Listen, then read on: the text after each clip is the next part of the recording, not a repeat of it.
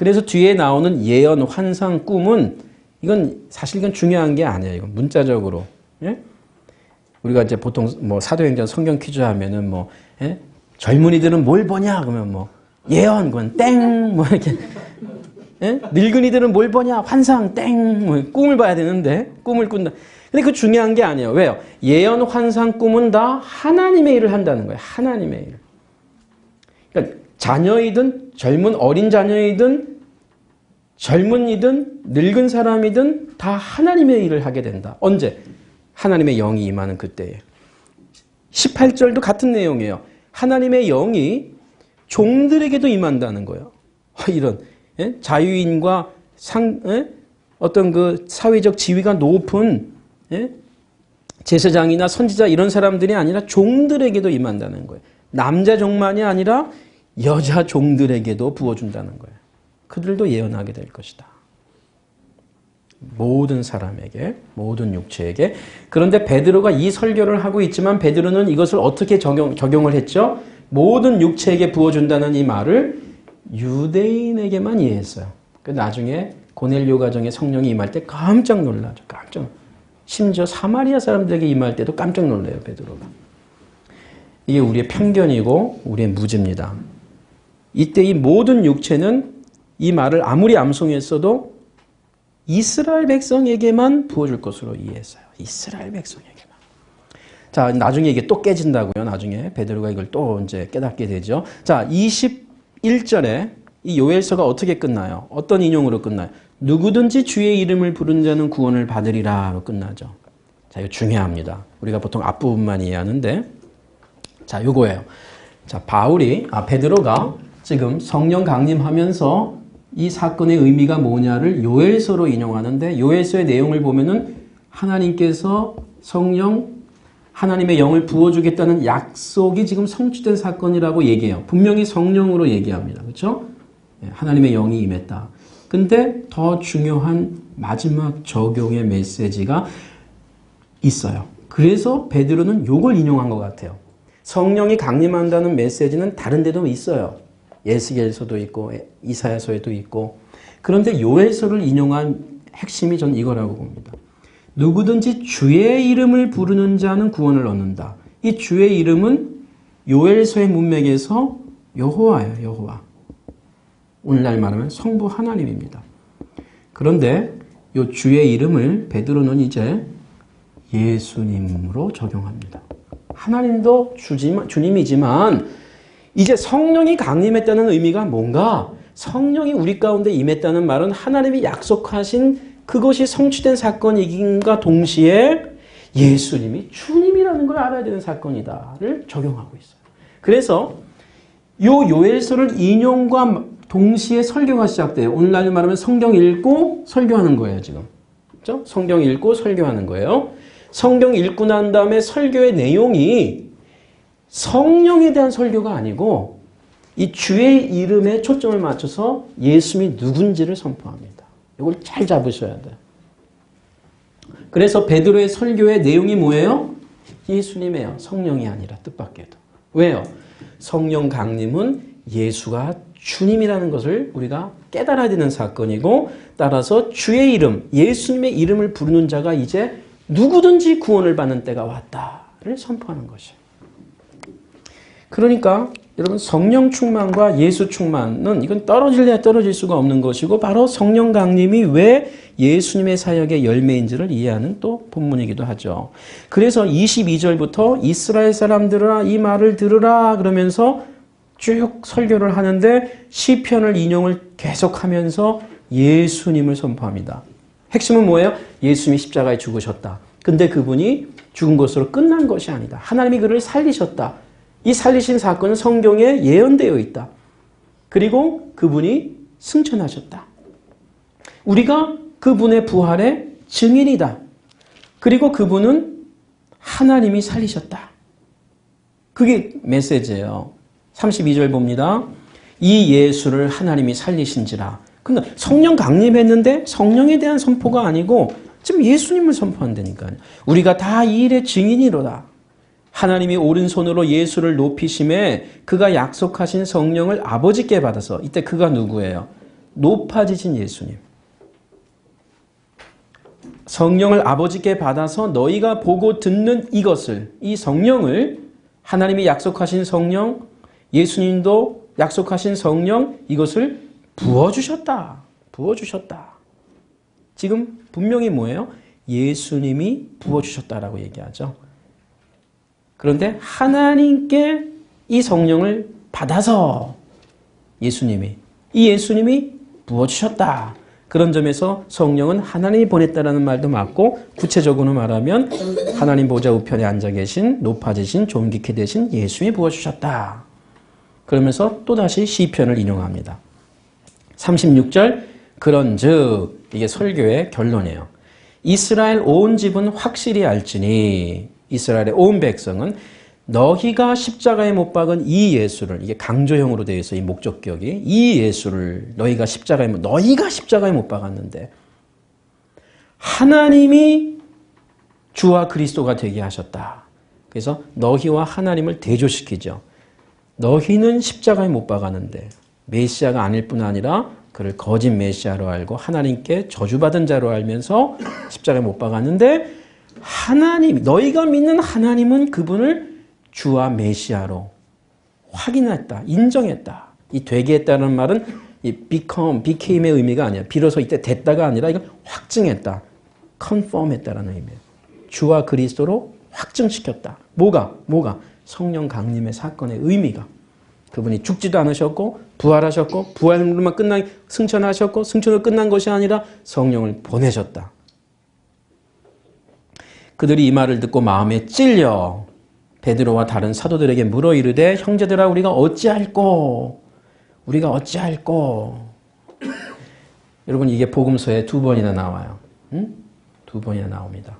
누가복음서에 세례 요한이 복음을 전하고 난 다음에 회개를 촉구하고 난 다음에 백성들이 우리가 어찌할꼬, 똑같은 단어예요. 똑같은 단어. 이 우리가 어찌할꼬는 여러분 지금 이 본문은요 요약입니다. 다 요약. 사도행전의 바울과 베드로의 설교는 요약이에요. 요약. 설교의 요약들입니다. 사건의 요약들이에요. 복음서도 그렇지만 예수님의 설교를 요약한 것처럼 요약입니다. 자, 지금 이 설교를 적지 않게 최소한 한두 시간 이상 들었을 것이에요. 그런 가운데 이것을 들은 청중들에게 성령의 역사가 일어난 거죠. 마음의 찔림을 받았다. 그러면서 우리가 어찌할꼬, 처음에는 비아냥거리면서 시작했는데 이들이 회개가 일어나는 겁니다. 그럼 우리가 오늘날 예배 가운데에 마음에 찔리고 우리가 어찌할 거라고 하는 그 반응이 있는 것은 참 귀한 일이죠.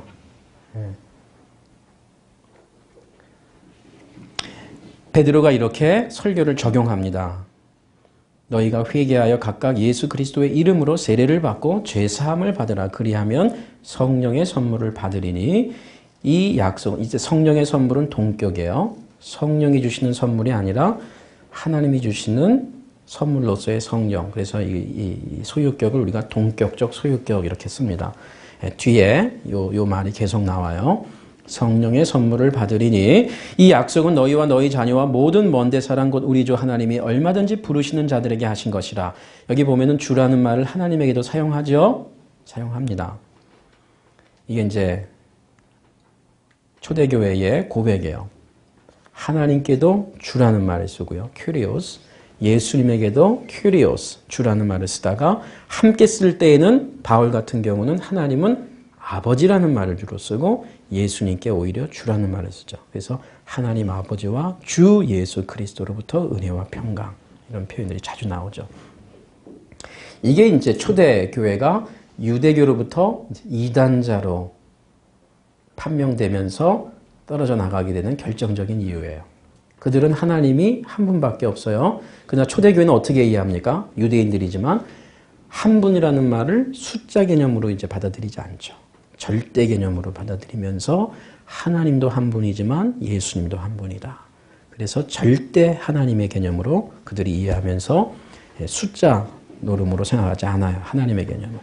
자, 하나님은 오직 한 분이신 하나님이다라는 그 유일신 사상을 갖고 있었던 유대인들이, 베드로가, 많은 유대인들이 예수님도 하나님으로 인정하면서 그들이 삼위일체를 이해하기 이전에 하나님과 예수님의 그 동일한 주 고백을 여러분이 이해해야 되는데 이것은 배울 수 있는 게 아니고 이것은 체험적으로 이들이 고백하게 되는 문맥입니다.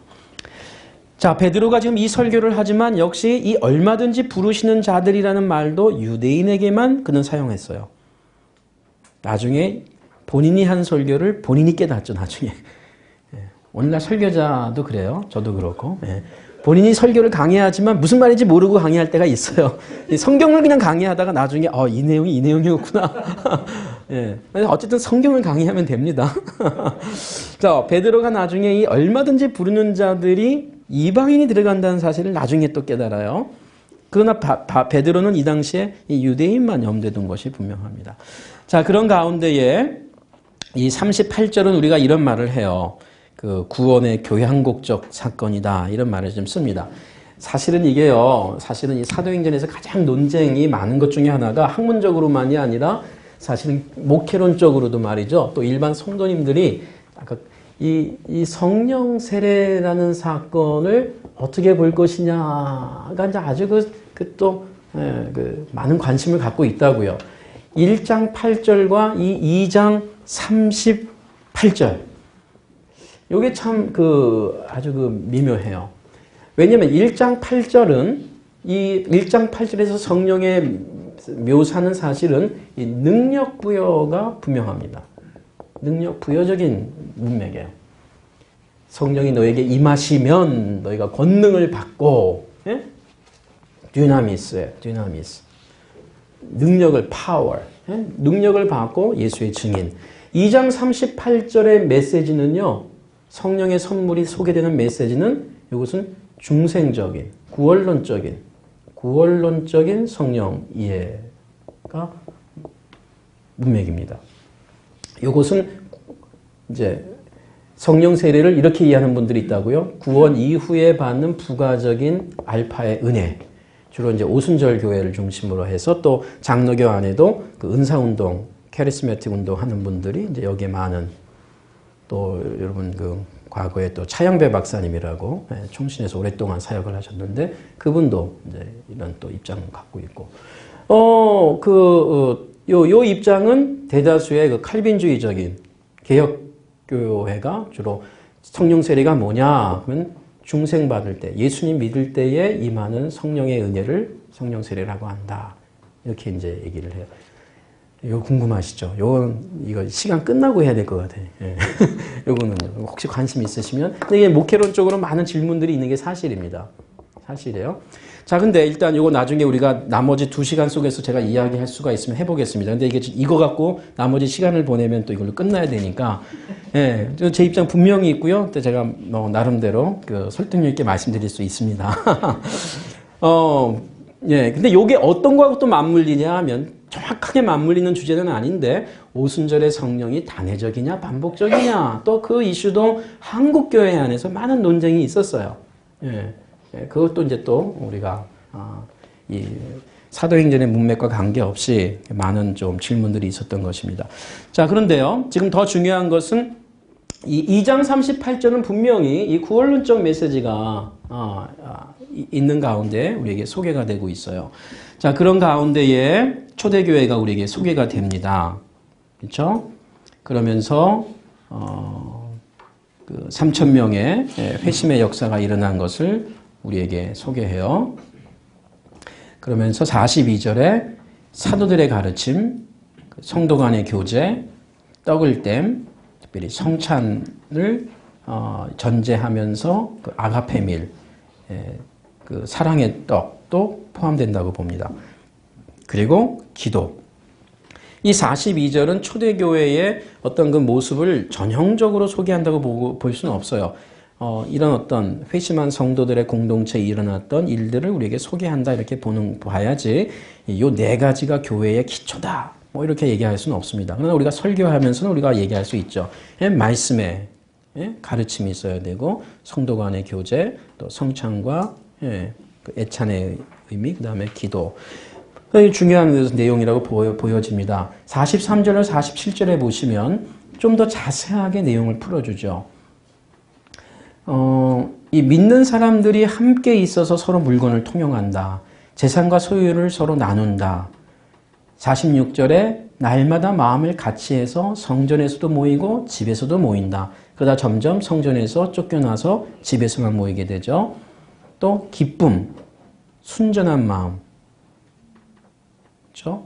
하나님에 대한 찬미, 백성들에게 칭송. 이때 백성은 그 일반 유대인들에게도 저들이 정말 율법대로 참 아름다움을 갖고 있는, 즉 성경대로죠. 그 당시 율법은 정말 율법을 잘 지키고 아름답게 교제가 있는 공동체로 칭찬을 받으면서 주께서 구원받는 사람을 날마다 더하게 하신다라는 소개가 있습니다.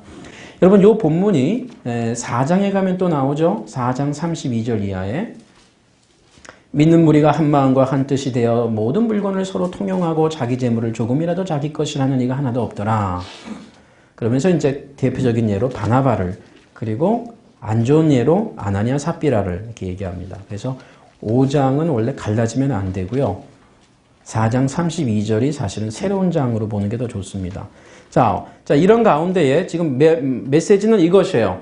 여러분, 초대교회가 이 소유에 있어서 이 자유하고 있다는 것을 보여주는 메시지예요. 자유하고 있다. 이것은요, 누가복음의 제자도의 메시지를 이해할 때 이걸 이해하게 돼요. 누가복음에서 예수님의 제자도의 메시지 중에 굉장히 중요한 것 중에 대표적인 게 뭐냐면 재물에 대한 자유함이에요. 이게 제자도 메시지의 굉장히 중요한 메시지로 누가복음이 아주 강조하고요. 그 다음 기도 메시지도 아주 중요한 그 제자도 메시지에 나옵니다. 근데 이제 요것이 복음서에서는 제자들은 오히려 실패 내지는 무지하게 되고, 이제 사도행전에 가면 다 참 의미 있게, 특별히 기도도 그렇고요.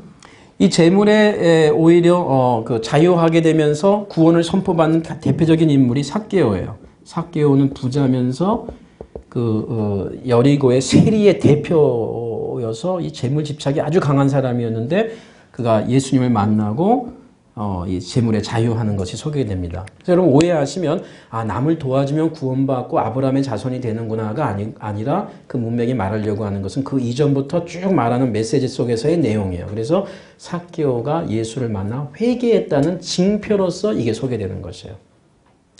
그래서 이 재물에 대한 자유함은 어디까지라는 수치는 없어요. 수치가 없습니다. 분명한 것은 하나님이냐 재물이냐에 하나님을 택한다는 것이에요. 그로 말미암아 재물이 주인이 되지 않는다는 것이에요. 그리고 이것은 한 걸음 더 나아가면 사실 재물에 대한 자유함의 진정한 메시지는 정말 제자 너에게 있어서 나를 따라오려고 하는 제자에게 있어서 진정한 주인이 누구인지를 묻는 질문이에요. 그래서 재물에 대한 집착은 메시지가 문맥을 잘 보시면 하나님이냐 너 자신이냐예요. 그래서 두 주인을 섬길 수 없다 그러면서 하나님과 재물을 함께 섬길 수 없다라는 메시지의 핵심은 사실 제자는 하나님과 자기 자신 둘 중에 한 주인밖에 없다는 메시지고, 그 가운데 내가 주인 될 때 나타나는 대표적인 집착과 현상이 재물이라는 것이에요.